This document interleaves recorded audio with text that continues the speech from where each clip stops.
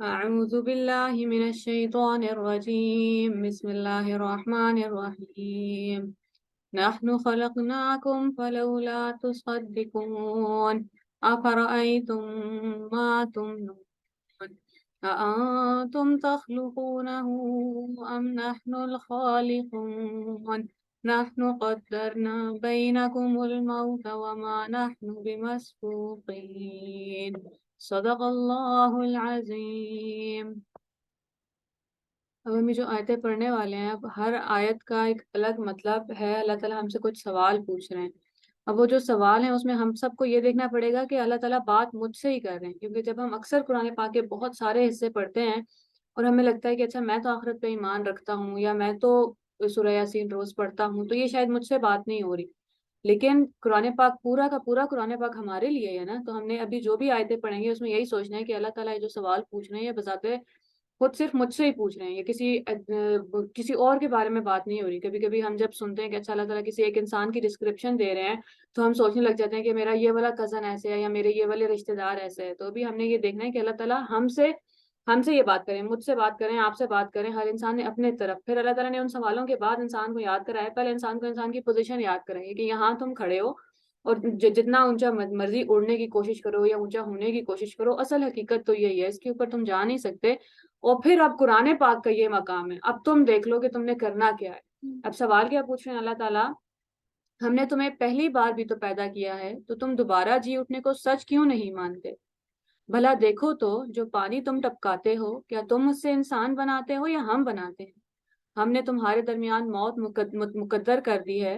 اور ہم اس بات سے عاجز نہیں کہ تمہاری جگہ تم جیسے اور پیدا کر دیں، اور تمہیں نئے سرے سے کسی ایسے جہان میں کسی ایسی شکل میں پیدا کریں جس سے تم بالکل بے خبر ہو۔ اللہ تعالیٰ کہہ رہے ہیں کہ یہاں تو پیدا کیا، یہ تو تم نے دیکھ لی۔ اب جس نے پیدا کیا ہے وہ اتنی قدرت رکھتا ہے کہ تمہیں کسی دوسرے جہان میں پیدا کر دے۔ اب جیسے آخرت میں بھی لوگ پیدا ہوں گے تو ہماری یہ والی باڈیز نہیں ہوں گی، وہ کوئی ایسی باڈی ہوگی جو جنت میں ایسی ہے کہ جس نے کبھی مرنا نہیں ہے، وہ ایسی ہے کہ اس کو پسینہ نہیں آ رہا۔ جہنم میں باڈی ایسی ہے، جس بھی خدا نہ خاصہ جو بھی لوگ جائیں گے، اللہ تعالیٰ سب کو بچائیں، وہاں پہ آپ کی اسکن جل رہی ہے اور دوبارہ واپس آ رہی ہے، وہاں پہ آپ کو موت نہیں آ رہی۔ تو وہ الگ الگ طرح کی اللہ تعالیٰ کہہ رہے ہیں کہ میں کسی ایسے جہان میں ابھی تمہیں پیدا کر دوں، کسی نئی شکل میں، کیا کر لو گے تم لوگ؟ اور تم نے پہلی پیدائش تو جان ہی لی ہے، پھر تم سوچتے کیوں نہیں؟ بھلا دیکھو تو صحیح، یہ بیج جو تم بوتے ہو، ان سے کھیتیاں تم اگاتے ہو یا ہم اگاتے ہیں؟ ہم چاہیں تو ان کھیتوں کو بھس بنا کر رکھ دیں اور تم باتیں بناتے رہ جاؤ کہ ہائے ہم تو مفت تاوان میں پھنس گئے، بلکہ ہم ہیں ہی بد نصیب۔ اب جو پودے جو ہم کھانا کھاتے ہیں، سورہ عبس میں بھی پوری سینٹر میں ڈسکرپشن ہے۔ سٹارٹ میں وہی تھا کہ لوگ قرآن پاک کی طرف ایٹیٹیوڈ کیا ہے ہمارا، کہ پہلے تو پتہ ہی نہیں ہے کہ ہم سے بات ہو رہی ہے، پتہ چل جائے تو میرے پاس ابھی وقت نہیں ہے، میرے پاس زیادہ ضروری چیزیں ہیں زندگی میں کرنے کے لیے۔ کیا چیزیں ہیں؟ اولاد کا خیال رکھنا ہے، سسرال والوں کا یا گھر والوں کا خیال رکھنا ہے، یا پڑھائی کرنی ہے، یا جاب کرنی ہے۔ وہ ساری چیزیں جو اللہ تعالیٰ نے دی ہیں، جو اللہ تعالیٰ ہی پورا کر رہے ہیں سب چیزوں کو، وہ اسی اللہ تعالیٰ سے، انہی اللہ تعالیٰ سے بات کرنے کے لیے ہمارے پاس وقت نہیں۔ تو اللہ تعالیٰ کہتے ہیں کہ اپنے کھانے پہ ہی غور کر لو۔ ابھی ہم دیکھیں اگر ایک سالن میں بھی پیاز کہاں سے آئی ہے، کہاں کہیں اگی ہوگی، کہاں سے ٹریول ہو کے، اور اس پہ لکھا ہوا تھا کہ یہ اس گھر میں پہنچنی ہے اور یہ اس بندے نے ہی کھانی ہے۔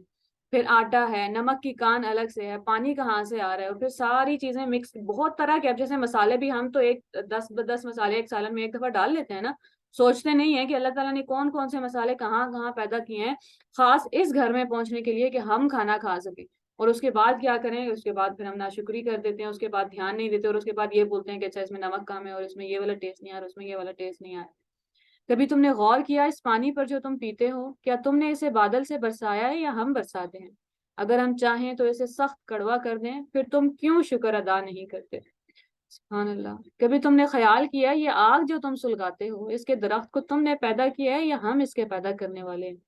ہم نے اسے نصیحت کا سبب اور حاجت مندوں کے لیے سامان زیست بنایا ہے۔ پہلے پانی کے اگزامپل دیا اور پھر آگ کی،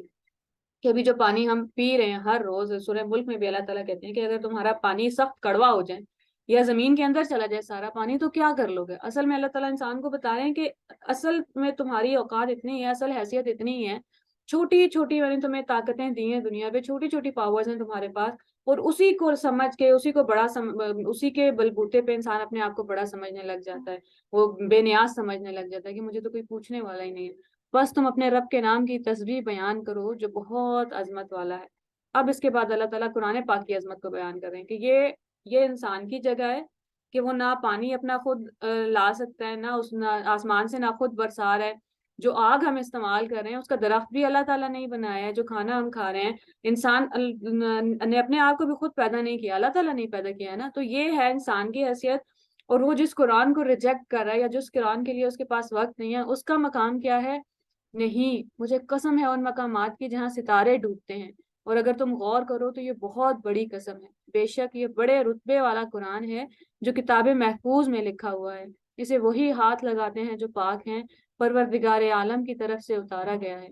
پھر کیا تم اس کلام کے ساتھ بے اعتنائی برتتے ہو اور اس نعمت میں اپنا حصہ تم نے یہ رکھا ہے کہ اسے جھٹلاتے ہو؟ اب جب قرآن پاک اتر بھی رہا تھا نا، جب نازل ہو رہا تھا، جو جن ہیں وہ ٹریول کر سکتے ہیں، زمین سے باہر اسپیس میں ٹریول کر سکتے ہیں، ان کا پورا ٹریول بند ہو گیا تھا۔ آسمان سے قرآن پاک نازل ہونا ہے تو جبرائیل علیہ السلام کے ساتھ ایک پوری سیکیورٹی ہے جو پورے قرآن پاک کو لے کے نازل ہوتی ہے نیچے۔ پھر ابھی جو اللہ تعالیٰ لوح محفوظ کی بات کر رہے ہیں، وہاں بہت اعلیٰ جو ہے نا درجے کے فرشتے ہیں، صرف وہی قرآن پاک کو ہاتھ لگا سکتے ہیں۔ ہر عام فرشتہ، ہر فرشتہ نہیں قرآن پاک تک پہنچ سکتا۔ اب وہ قرآن پاک جو خاص مخصوص قسم کے فرشتے ہیں اللہ تعالیٰ کے، جہاں اللہ تعالیٰ نے کتاب رکھی ہوئی ہے جس کی پروٹیکشن اتنی زیادہ ہے کہ زمین پہ آ رہا ہے تو پوری آرمیز کے ساتھ آ رہا ہے، اور پھر وہ کتاب جب ہمارے ہاتھوں میں آتی ہے اور پھر اللہ تعالیٰ کہہ رہے ہیں کہ تم اس سے بے اعتنائی برت رہے ہو، اس سے غفلت برت رہے ہو، اس کے لیے وقت نہیں ہے، اس کے بارے میں ہم نے یہ سوچ لیا ہے کہ پرانے لوگوں کی کہانی ہے، اس میں تو پرانے لوگوں کے قصے ہیں۔ آج ایک مسلمان بھی قرآن پاک کے اوپر وہی اعتراض لگا رہا ہے جو اس وقت کے مشرک یا دوسرے لوگ لگاتے تھے کہ یہ اساطیر الاولین پرانے لوگوں کی کہانیوں کے علاوہ کچھ بھی نہیں ہے۔ اب وجہ یہ ہے کہ ہم نے قرآن پاک بیٹھ کے پڑھا نہیں ہے، بیٹھ کے سمجھا نہیں ہے۔ ابھی جو میرے کتنے ہی اسٹوڈنٹس ہیں، کتنے بچوں کے گھر پہ تو ہے ہی نہیں ترجمے والا قرآن پاک، اور جب کسی سے کہا گیا ہے تو گھر والوں نے بولا کہ یہ عربی والا بھی تو پڑھا ہے، پہلے کوئی نہیں پڑھتا، اب اگر ہم ترجمے والا لے آئے تو گناہ اور ملے گا، پڑھے گا کوئی نہیں تو گناہ اور ملے گا۔ یعنی کہ ہم نے پہلے یہ ازیوم کر لیا ہے کہ پڑھنے کوئی نہیں والا ہے۔ تو کتنی ہی کتابیں اور گھر میں پڑھی ہوں گی، فزکس، کیمسٹری، اسلامیات، مطالعہ پاکستان، باقی ساری پڑھ لیتے ہیں، لیکن کیونکہ قرآن پاک پڑھ کے ہمیں کوئی جاب نہیں ملنے والی، اگر ابھی سب کو پتہ چل جائے نا کہ ابھی ہم نے یہ پڑھنا ہے اور پھر 50,000 کی نوکری مل جائے گی تو سب ٹائم نکالیں گے اور بڑی وہ ہم سارے ہی ایسے کریں گے، کیونکہ ابھی پروگرامنگ اور پروگرامنگ سیکھ کے کسی کو اچھا لگ رہا ہے، میتھس پڑھ کے کسی کو اچھا لگ رہا ہے، لیکن کیونکہ بس ایک روٹین بنی ہوئی ہے اور سب کر رہے ہیں اور قرآن پاک میں سب دھیان نہیں دے رہے تو ہم بھی نہیں دے رہے۔ تو ابھی یہ والی آیتیں پڑھ کے انسان کو واقعی میں سوچنا چاہیے، اب اگلی بار ہم آگ دیکھیں، اگلی بار ہم چولہے پہ کھانا بنائیں، پانی پئیں، پانی کو دیکھیں، آسمان سے بارش ہوتی ہوئی دیکھیں، تو پھر ہمیں اللہ تعالیٰ کی ان والی آیتوں کی یاد آنی چاہیے کہ یا کسی انسان کو دیکھیں، اپنے آپ کو دیکھیں، دوسرے انسان کو دیکھیں، کسی بچے کو دیکھیں، اور اللہ تعالیٰ کہتے ہیں کہ تم نے پیدا کیا یا میں نے پیدا کیا، تو پھر فیصلہ کر لو کہ طاقتور کون ہے اور چلنی کس کی چاہیے، کہ تھوڑے سی زندگی میں نے تمہیں دے دیا اور اس زندگی میں اختیار دے دیا، اور پھر اللہ تعالیٰ نے کیا کہا، اس نعمت میں تم نے اپنا حصہ یہ رکھا ہے کہ اسے جھٹلا رہے۔ اب جھٹلانے کا کیا مطلب ہے کہ ہم نے اس کے لیے ٹائم ہی نہیں نکالا۔ اب مسلمان تو ٹائم نکالے گا تو پھر اس کو پتہ بھی چلے گا نا کہ قرآن پاک کیا کیا رہا ہے، ورنہ تو ہم نے ازیوم کر لیا کہ نماز، روزہ، حج، زکوٰۃ ہے۔